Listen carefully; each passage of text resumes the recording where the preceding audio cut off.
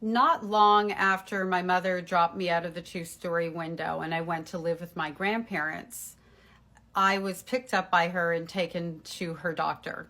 I don't know why she came that day or what else was going on around it because I was 5, maybe 6 years old at this point.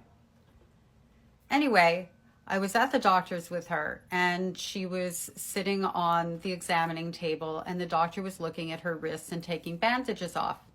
So I can only assume that at some point after she dropped me out of the window, she attempted to take her own life. I get back home and I asked my grandmother about the bandages because I wouldn't dare ask my mother. And my grandmother said, there were no bandages. I don't know what you're talking about. I had just gotten home. Like, my mother just dropped me off. And there were absolutely bandages on her wrists. And I just looked at my grandmother and I accepted it and I walked away. I was around 9 years old when I brought it up again. Something must have triggered my memory. And I asked her, why did my mother have bandages on her wrists? And she told me, straight looking me in the eye, you completely imagined that. That never happened. Fast forward, I'm getting to know my father for the first time in my adult life.